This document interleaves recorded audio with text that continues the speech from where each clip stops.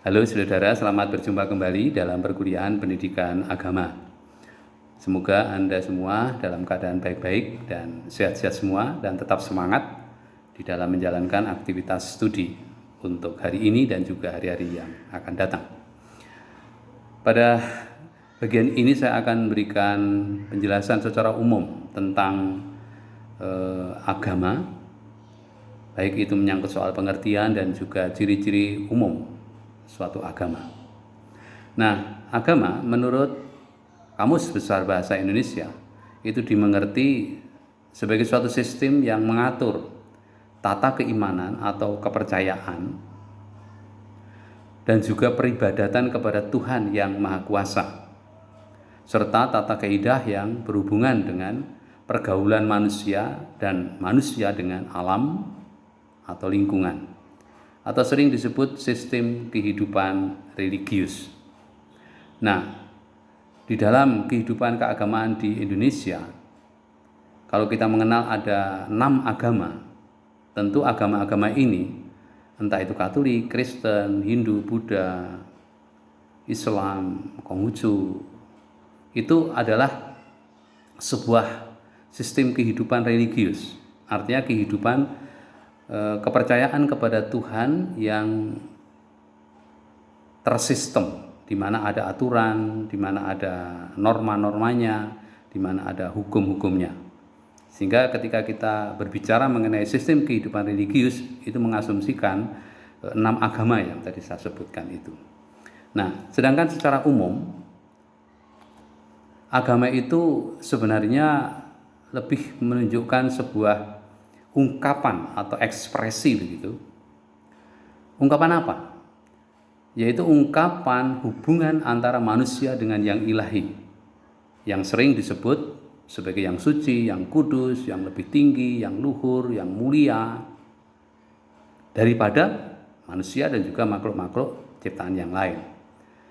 Sehingga pengertian umum ini sebagai suatu ungkapan hubungan apapun bentuknya, itu mengandaikan bahwa agama tidak hanya menunjuk 6 agama tadi, tetapi segala bentuk ekspresi atau ungkapan-ungkapan manusia yang menggambarkan relasinya dengan yang suci. Itu. Kemudian ciri-ciri suatu agama itu bisa kita lihat dalam 3 aspek. Yang pertama adalah agama bila dilihat dari pihak yang terkait atau relasional begitu. Lalu agama itu ada dimensi-dimensi yang melekat di dalam hidup keagamaan manusia. Lalu yang ketiga adalah sifat isi ajaran agama itu. Nah, sekarang kita akan kupas satu persatu mengenai ciri-ciri tersebut. Yang pertama, tadi saya sebutkan bahwa agama itu menggambarkan relasional atau suatu ungkapan hubungan relasional. Tidak lain ini menunjuk pada sebuah relasi antara Tuhan dan manusia. Kita tahu secara umum semua agama mengakui Tuhan yang diimani itu adalah Tuhan yang pertama adalah yang transenden. Transenden itu artinya melampaui, mengatasi alam ciptaan. Mengapa? Ya asumsinya kalau Tuhan itu pencipta, Tuhan itu yang mengadakan segala suatu kehidupan ini, maka dia melampaui, maka transenden. Maka kata transenden ini menggambarkan tentang keagungan, kesucian, kemuliaan, kesempurnaan, dan bahkan itu Tuhan sering disebut sebagai dahsyat begitu. Yang kedua, sekaligus Tuhan itu imanen. Imanen itu artinya ada di dalam, bersatu dengan ciptaan itu. Nah, keimanenan Tuhan memang untuk pemeluk agama satu dengan yang lain itu cara penghayatannya itu memiliki penekanan yang bervariasi.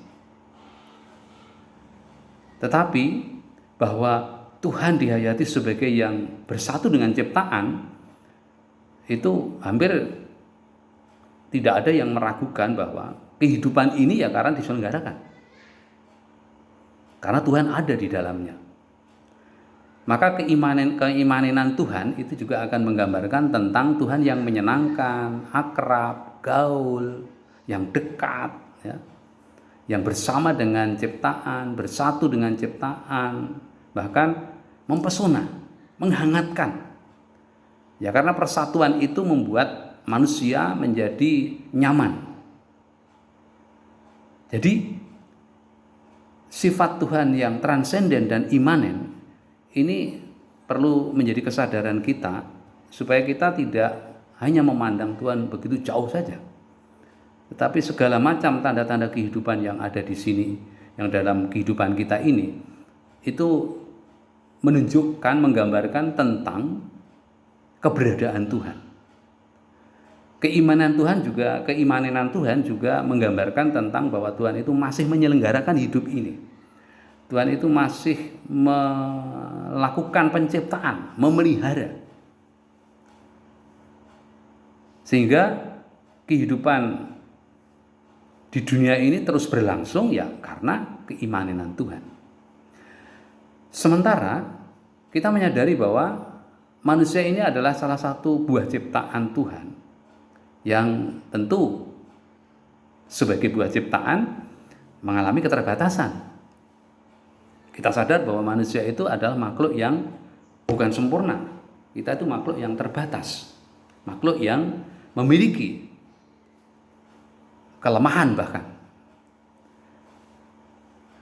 Kita bukan makhluk yang sempurna.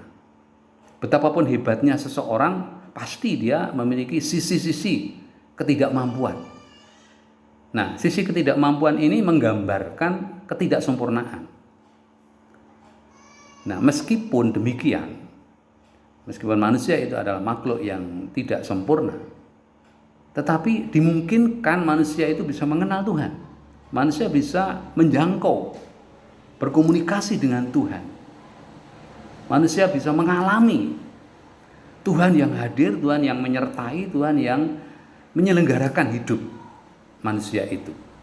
Nah, tentu ini terjadi karena apa? Ya karena apa yang disebut dengan keimanan itu.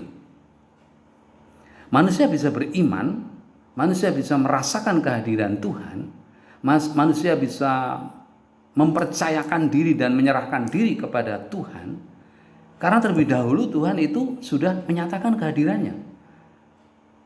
Tuhan menyatakan cintanya kepada manusia, supaya dengan demikian manusia mengalami kasih-Nya, mengalami kebaikannya, mengalami kealahannya. Sehingga betapapun tadi manusia adalah makhluk yang terbatas, tetapi manusia itu bisa mengalami kealahan. Nah, karena Allah telah memahyukan diri.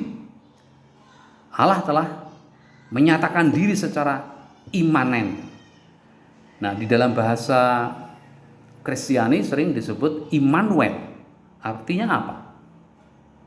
Artinya adalah Allah beserta manusia. Yesus adalah Immanuel. Maka orang Kristiani pada umumnya itu selalu akan menyatakan keimanannya kepada Yesus sebagai Sang Immanuel. Pernyataan kehadiran Allah. Itu sebagai gambaran secara umum. Nah, yang kedua, dalam satu agama itu ada dua dimensi, di mana dua dimensi itu tidak bisa dipisahkan satu dengan yang lain, yaitu apa yang disebut dengan dimensi rohani, yang nanti akan saya tekankan mengenai keimanan itu ya dimensi rohani ini.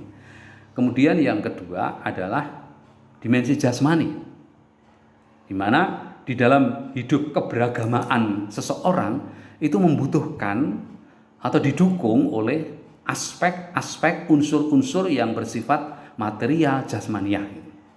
Maka ada dua dimensi itu yang tidak bisa terpisah atau terlepas satu dengan yang lain.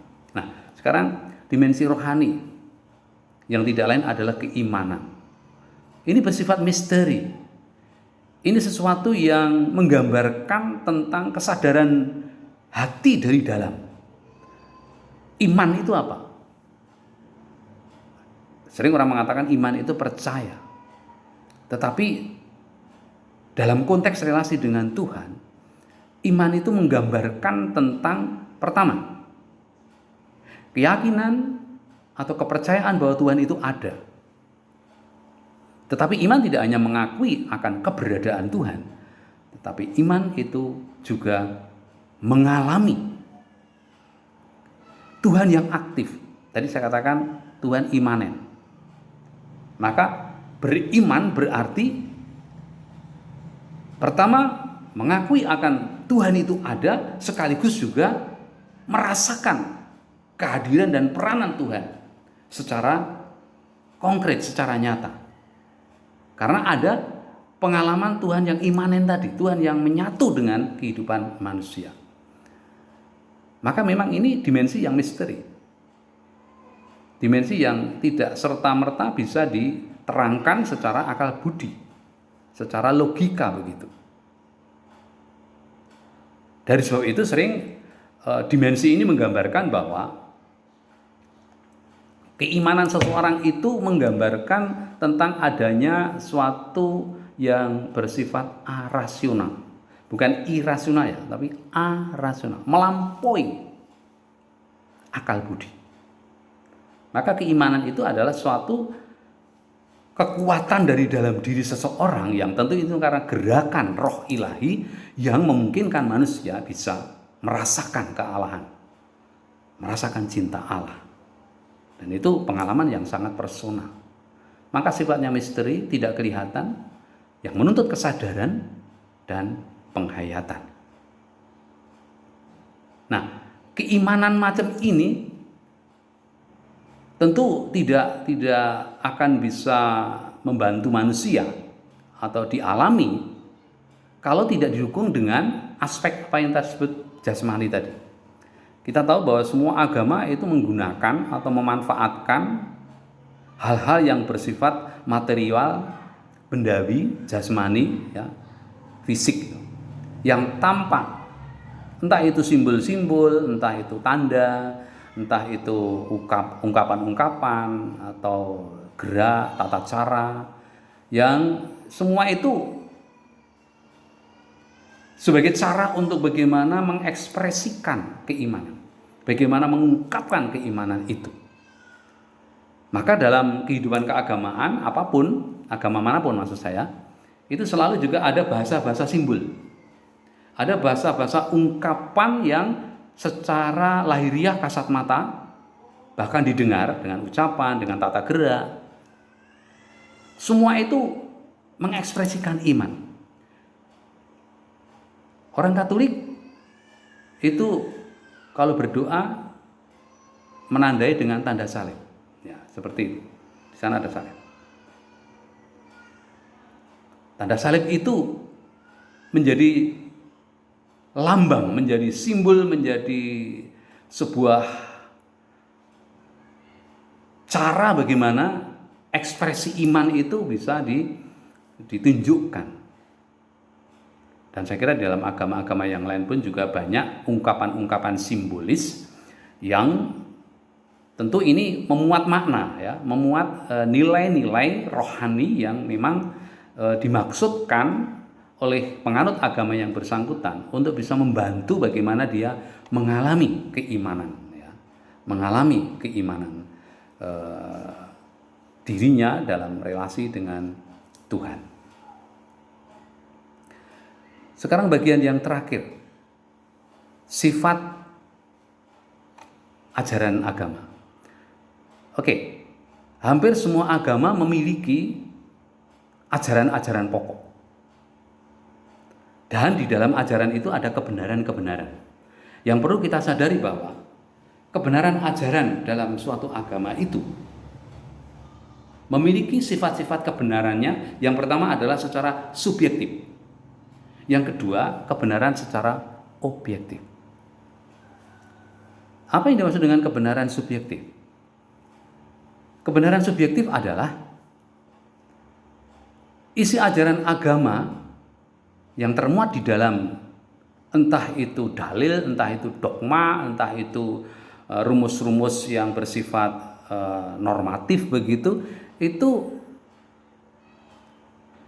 sifatnya subjektif dalam arti hanya bisa dimengerti, dipahami, dan itu menjadi pedoman bagi pemeluk yang bersangkutan.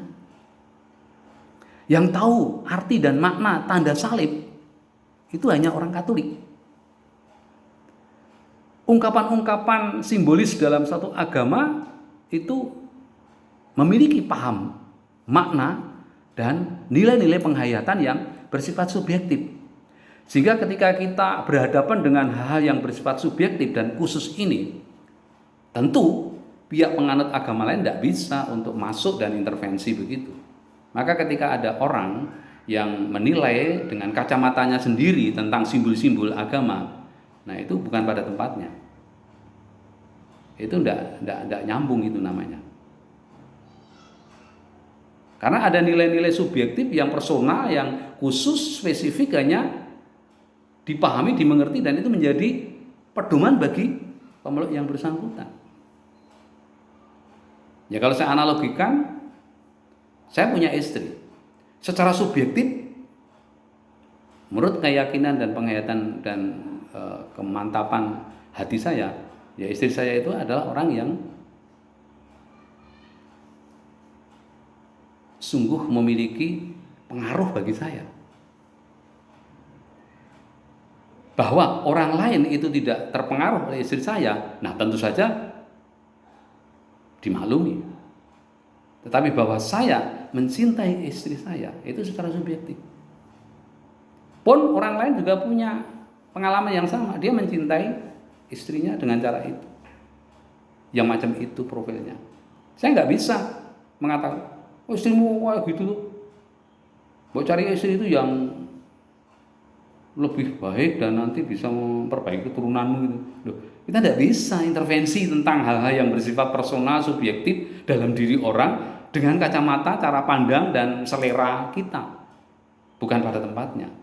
Pun sama juga ketika kita ingin berkomentar atau menanggapi sesuatu dalil atau dogma agama tertentu, kemudian di situ semacam ingin menilai dengan kacamata cara pandang kita sendiri, ya tidak bisa, bukan pada tempatnya.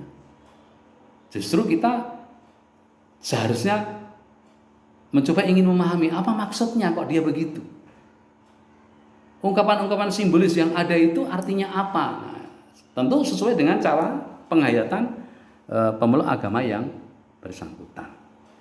Itu yang pertama. Yang kedua, sifat ajaran di dalam agama itu memiliki kebenaran bersifat objektif. Nah, ini yang penting.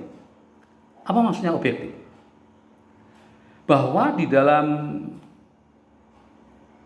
ajaran agama itu, isi ajaran agama itu memiliki kebenaran-kebenaran yang bersifat universal. Kebenaran yang bersifat umum. Yang tentu ini berlaku untuk semua orang.